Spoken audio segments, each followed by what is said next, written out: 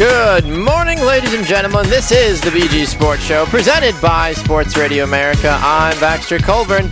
Good morning to all of you. It is great to have all of you here with us this morning. It's a short, abridged version of the BG Sports Show, but that's not going to stop us from having all kinds of great fun. A couple things I want to talk about this morning as we hang out for maybe 20 or 30 minutes, depending on how long I feel like hanging out, because I do still have to go to work after this. But I just wanted to give you guys a little bit of an update of things that are going on and some other great things that are happening in the sports world as well. Did you win the lottery last night? I know I did not, unfortunately. I also didn't buy a ticket, so I guess that's kind of partially needed to win the lottery, is if you buy a ticket. But I did have enough people that knew me that said, hey, you know what, if I win, I will, I'll give you a couple $1,000, or I'll even give you a little, maybe, $1 million or something of that nature too. So in my opinion, I was pretty well set, regardless of if I had to buy a ticket or not, because sure, I would not have won the $1.5 billion,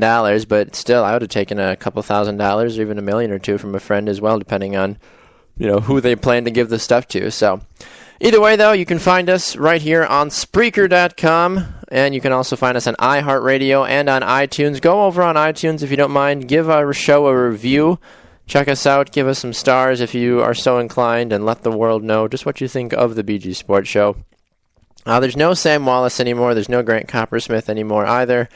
We are in a transition period right now with the BG Sports Show, as we are looking to potentially find a second co-host here on the BG Sports Show, and or decide what is going to make the most sense with the show going forward. I get to start a new job potentially next week, working as an overnight producer for a big radio station here in the Milwaukee area, and I unfortunately have to work midnight to 5 a.m.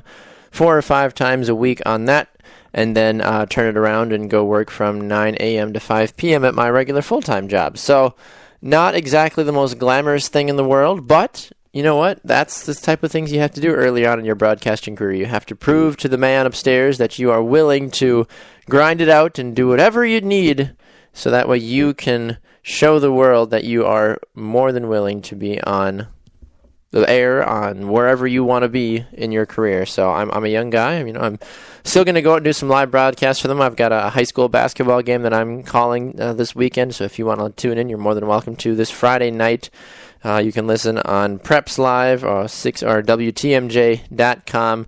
And Preps Live, I will have the Arrowhead versus Kettle Moraine, I believe. I think that's who it is. I know it's Kettle Moraine for sure. Pardon me. Goodness. I got to check who the other guy is, who the other team is. So, all right, I want to get to an article right off the bat that a good friend of the show, Connor Christensen, shared with me. And this is the most trustworthy playoff quarterbacks, according to Gil Brandt, who is an NFL media senior analyst. And immediately, oh boy, Gil, look, I'm sure Gil's a great guy, and I'm sure he's done a lot of great things for the sport of football, but looking at this list is very worrisome. Number 8 is Peyton Manning of the Denver Broncos. I'm fine with that one. Denver Broncos, Peyton Manning with Brock Osweiler as well. I'd put them at number 8 just because you don't know what they all are capable of doing at this point in the game. Number 7 is Ben Roethlisberger. If he was a healthy Ben Roethlisberger, I would say that's total BS, but because he is battling injuries, then I agree with that as well. 7 is a good mark because you don't know what you're going to get out of him. You can't really trust him to go forward for you and showcase that he is going to take over a game like we know he's been able to in years past. When you're fighting injury like what he's doing, makes it very difficult for that. Now, this is where it gets interesting. Number 6 is Aaron Rodgers of the Green Bay Packers. And some of you at home are probably going, well, sure, that makes sense. The Packers haven't played well. I understand that, but when you look at who number 5 is Alex Smith of the Kansas City Chiefs. In what universe is Aaron Rodgers a worse quarterback than Alex Smith? Even when Aaron Rodgers had a bad year this year, he is still so much better than Alex Smith, no matter what. Yes, and I understand that the Chiefs started 1-5 this year, and that they rattled off 10 straight wins and embarked on one of the most unlikely playoff journeys in NFL history. That's terrific. Alex Smith was not the absolute catalyst of that entire run of games, though. Yes, he had a huge part in it, But even still, if the game is on the line, if I say, all right, I have to run a 2-minute drill and I need Aaron Rodgers or Alex Smith to march me down the field and win in the playoffs or my team goes home, I am taking Aaron Rodgers every single time. No Packer bias, no none of that stuff. Aaron Rodgers is the better quarterback. So that aspect right there I find a little ridiculous. The rest of the list kind of gets a little hot and heavy too. Number 4 is Tom Brady. Why is Tom Brady at number 4? Tom Brady is 4 for 6 in Super Bowls. He is definitely the all-time best playoff quarterback. When you need a game manager, when you have the game on the line, Thomas Brady will go down the field and he will get you that touchdown or get you in field goal range or whatever needs to happen. He's the guy to make it happen. Not Alex Smith, not some of these other guys on the list still. Tom Brady at number 4 is an absolute disservice to who he is as a player and what they've accomplished this year in New England. I don't care if he doesn't have that many options to throw the ball to. I still take Tom Brady over Alex Smith. I'd take Tom Brady over number 3, who's Russell Wilson. I take Tom Brady over Cam Newton, who is number 1. Yes, sorry, spoiler alerts. So yeah, number 3 is Russell Wilson. I understand the aspect of Russell Wilson and the Seahawks being on a hot streak. That's fantastic. Good for them. I'm so glad. Good. Very good if you're very excited about that. That's great. But Russell Wilson is not a better playoff quarterback than Tom Brady. He's not. He's just not. I'm sorry. But once again, if we're basing this purely off of trustworthiness, saying, look, I have 2 minutes to get down the field and I'm down by 5 or 6 points and I need a touchdown, I'm going to give the ball to Tom Brady every single time. Number 3 is Russell Wilson. Number 2 is Carson Palmer. Carson Palmer comes in at maybe that second spot for me, and Aaron Rodgers is 3 for me. So I'm fine with where Carson Palmer is coming in at number 10. I know that he's 0-2 in the playoffs, but this year especially we've seen a revitalized and energized Carson Palmer who's going to take over the playoffs. When he finally gets the opportunity and when Green Bay goes down to Arizona this week, we're going to see a battle. We really are. We're going to see a big battle.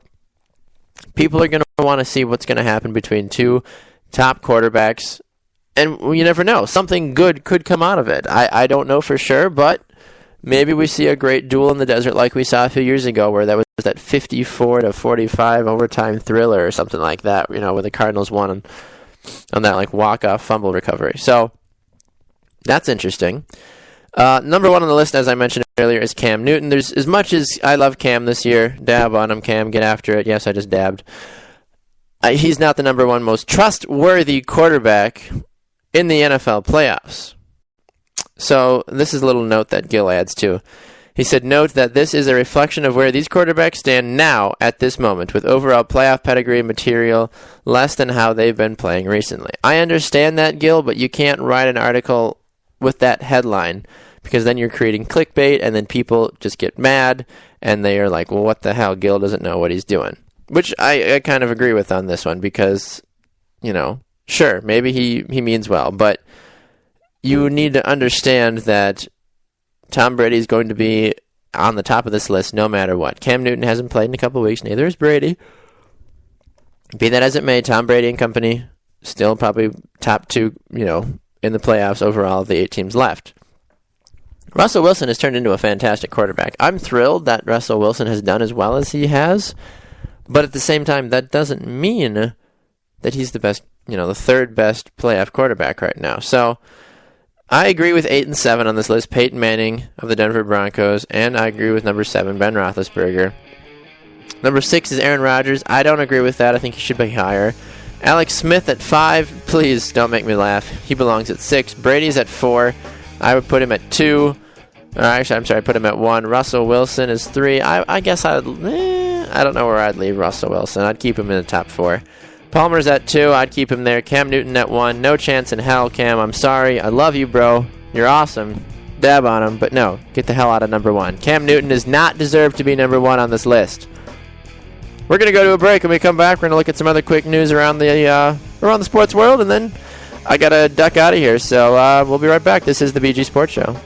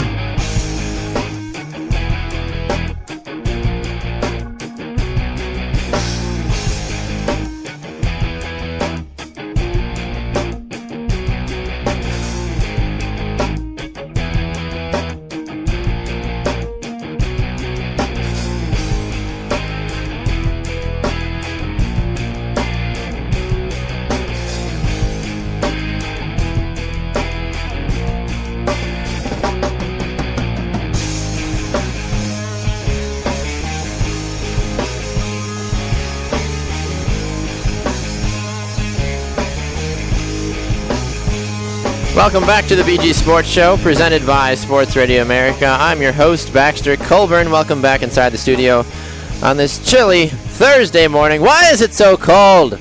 Not a fan. Not a fan at all. It's way too cold. I don't like it one bit. I'd rather be down in Florida where it's like 75, and that's cold. I'd rather have a Florida winter right now than a Wisconsin winter. I don't want to be in single digits or low teens. Not happy. Not happy at all. All right, welcome back inside the studio, folks. A couple things I want to take a look at here before I have to jolt out of here and go to work, because some of us have to go to real jobs, unfortunately. But you know what? It's totally fine. Totally fine. Some great articles that I've noticed recently. Side note, if you're an iPhone user and you haven't utilized the news app on your phone yet, you have to, because it is absolutely brilliant. I didn't realize that that you could curate it to pretty much give you all the news and information that you ever would want from any media source, no matter what category you want, and you can get it all in one place. You don't have to worry about downloading 2 or 3 different apps. It's beautiful. Absolutely love it, and it's made my sports viewing experience so much easier. What isn't easy, as some folks know, is that the St. Louis Rams have packed up ship and are going to Los Angeles to become the Los Angeles Rams, which is great. Good for them. What is funny about it, though, is that the Indianapolis Colts have zero chill right now, because they are already campaigning to get those St. Louis Rams fans to become Indianapolis Colts fans.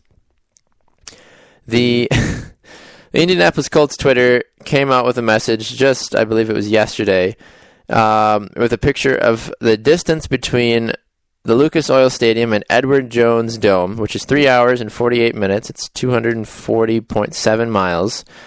And the caption on the picture said, "We're only a short drive away, #OneFamily." And it says, we've had some @NFL fans reach out to us due to some recent events, .. #just saying.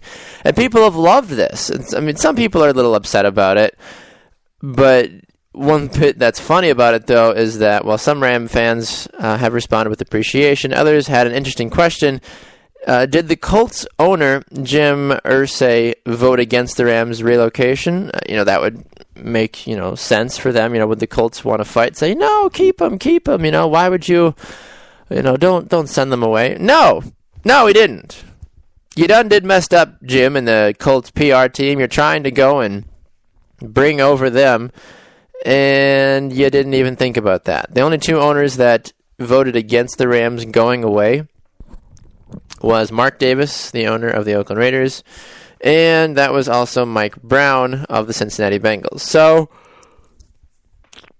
just something to keep in mind. The team that you might possibly become fans of now, if you are Ram, possible Colt fans, is a team that voted to get rid of your team. So, keep that in mind as you go through your daily grind, because that's just a little... I don't know. Other headlines here. Giants are expected to promote offensive coordinator Ben McAdoo to the head coach, which is great. Apparently Eli Manning was a big advocate, for that. Conor McGregor's face could end up on the Irish Euro coin, as if he doesn't have enough money. Why not just put him on money? Somebody wrote a letter to an editor in Charlotte asking Carolina Panther players, to not dab during the national anthem. I don't know what this world's coming to. Philipp Lahm, a defender for Bayern Munich over in the Bundesliga, thinks that the Ballon d'Or, which is the best soccer player in the world, is just a popularity contest for strikers, which I agree with. Bill Belichick showed up to a press conference with a serious black eye this last week, and people were a little concerned about it. Belichick said, "I think I'll live." Oh, gosh. Jim Harbaugh is planning a slumber party with a high school kicker recruit, as creepy as that sounds. But basically, he is trying to spend the maximum amount of time at a recruit's house allowed under the NCAA rules, which means a slumber party. I mean, if I had a slumber party, I don't know if Jim Harbaugh would be on my list to come and sleep over, but I'm sure he's a nice guy, get a little fired up, but, maybe play some catchphrase or something with Jim Harbaugh. I could see him freaking out and having a good time. And then another headline that caught my attention this week was the Atlanta Hawks invented their own ruthless version of Uno, and it is absolutely tearing the team apart because they added in They took another Uno deck, and they just took out the draw 4s, draw 2s, wild, draw 4s, all that stuff, and they added them into the current Uno deck. So it's basically like roulette, where you're going to be playing who knows what every single time you step into the ring there to play some Uno. And these guys are having a great time, but they are also tearing each other apart, unfortunately. An interesting report that just came out about 25 minutes ago here, according to Pro Football Talk, is that the 49ers have a lot of interest in Mike Shanahan. It has reportedly ramped up. Let's see here. Anything else? Oh, the MLS Super Draft is on today. Check that out. That'll be taking place over in Baltimore. So that'll be fun. MLS Super Draft 2016 takes place today. Let's see here. Drake and Kevin Hart will be the coaches of the two all-star celebrity teams, so that'll be just a crap show in the bit there. I'm sure that'll be fun. Oh, boy, what else? Anything else here? Texans are likely to release Arian Foster. Wow, isn't that interesting? Well, Arian Foster might be looking for a new home. Same with Johnny Manziel as well, actually. So, yeah. We'll see how it all works. Thanks so much for listening, everybody. You can find the BG Sports Show on Facebook by going and liking the BG Sports Show. You can find us on Twitter at BG Sports Show. You can follow me at Baxter Colburn if you ever want to get a hold of the show. bgsportshow@gmail.com. I think that's about all we got so far. Catch us on Spreaker, iTunes, and on iHeartRadio as well. Thanks so much, guys. Thanks for listening. I'm Baxter Colburn. We'll see you all again next time on the BG Sports Show. See ya! Just kind of sounded like I